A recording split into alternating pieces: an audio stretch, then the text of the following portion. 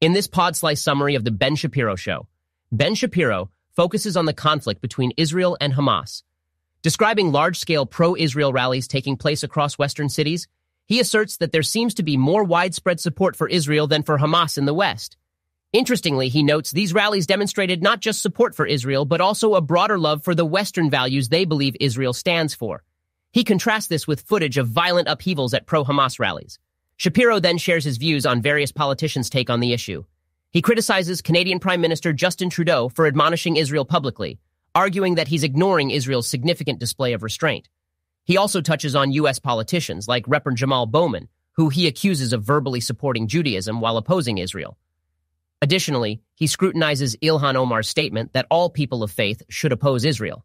He hints at the contradiction in Omar's statement, pointing out her alleged affiliations with terror groups. He moves on to scrutinize Alexandria Ocasio-Cortez's plea for a ceasefire, interpreting it as a call to negotiate with terrorists. Brushing aside their views as fringe sentiments, he points to a recent Harris X poll that indicates that 67% of Americans believe Israel should continue fighting Hamas until its hostages are released. Shapiro ends the episode by discussing privacy and faith, showcasing sponsors ExpressVPN and Hallow. He highlights ExpressVPN's ability to provide online security and Hallow's potential for fostering deeper spiritual connections. As this episode continues, Ben Shapiro further investigates the media's representation of Israel, focusing on New York Times' lack of coverage of a substantial pro-Israel rally. He argues that the American media is attempting to undermine Israel due to its alignment with Western values, which he believes some media outlets oppose.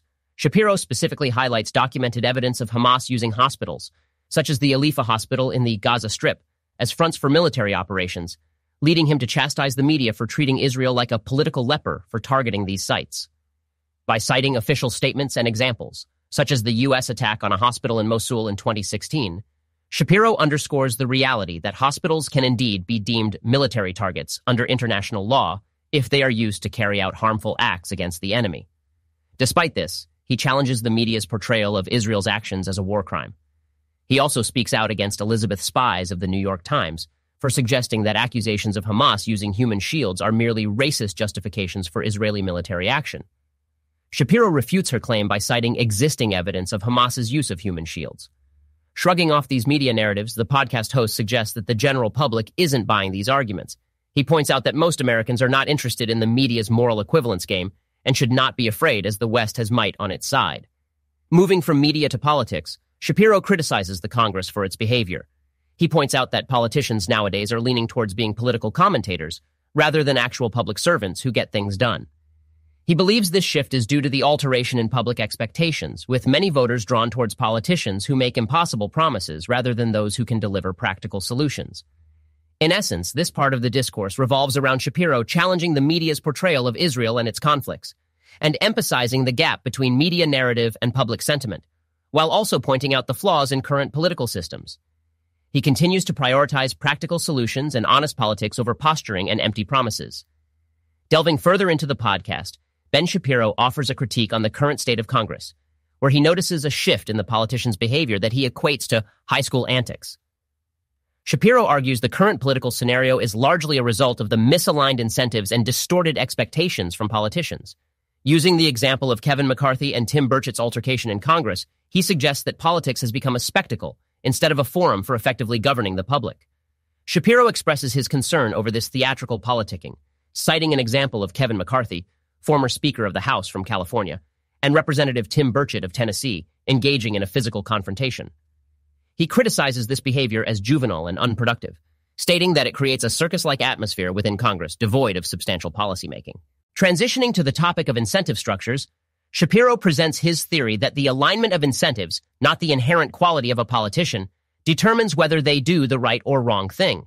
He laments the current incentive structure that rewards politicians for creating viral moments instead of achieving tangible policy outcomes.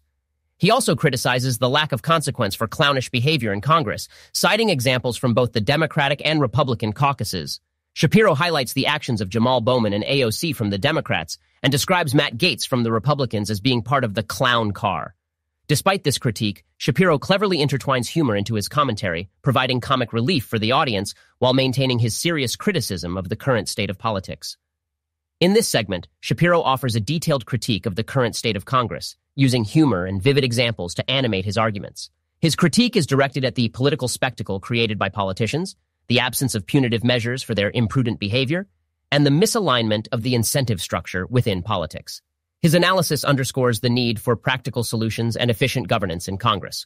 The podcast continues with Ben Shapiro criticizing political theatrics in Congress through a humorous narrative focusing mainly on Republican Representative Matt Gaetz, who he refers to as the Kool-Aid Man, for his role in perpetuating chaos and muddying the waters of policymaking. Shapiro brings up Gaetz's public feud with Kevin McCarthy, capturing how Gaetz took advantage of hearsay revolving McCarthy's alleged altercation with Tim Burchett to slap McCarthy with a formal ethics complaint.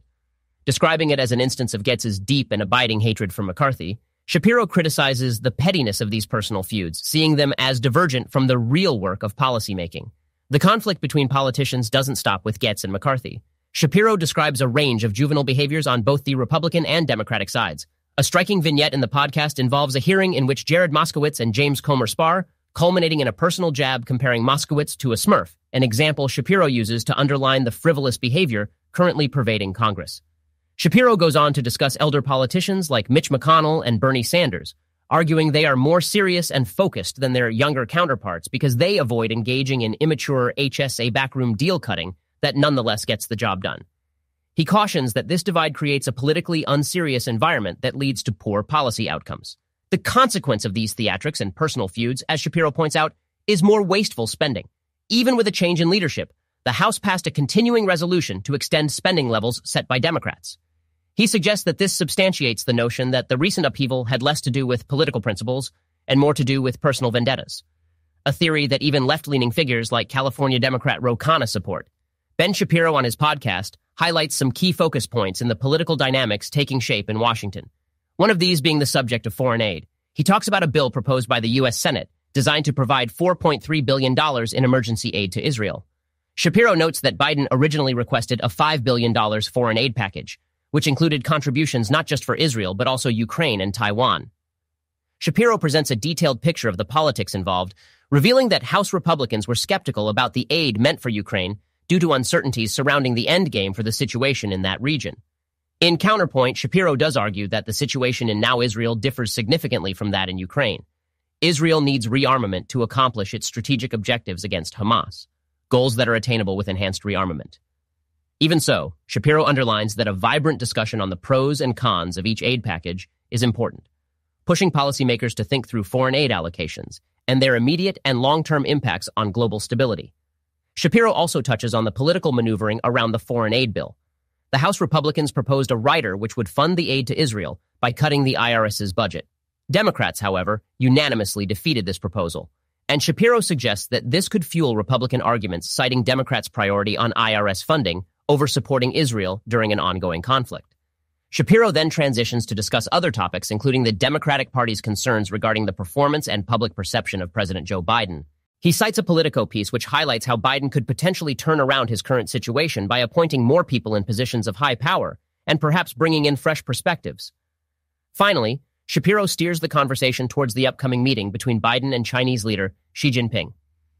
With China's economy facing multiple challenges, Shapiro argues that the U.S. now has an opportunity to reclaim some of its leverage on the global stage.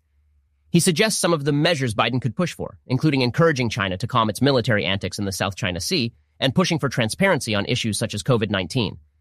Whether Biden will take those steps remains uncertain. Check out the full podcast by clicking the link in the description below. Make sure to like, comment, and subscribe for more content like this. Thank you for listening to this podcast summary episode of the Pod Slice.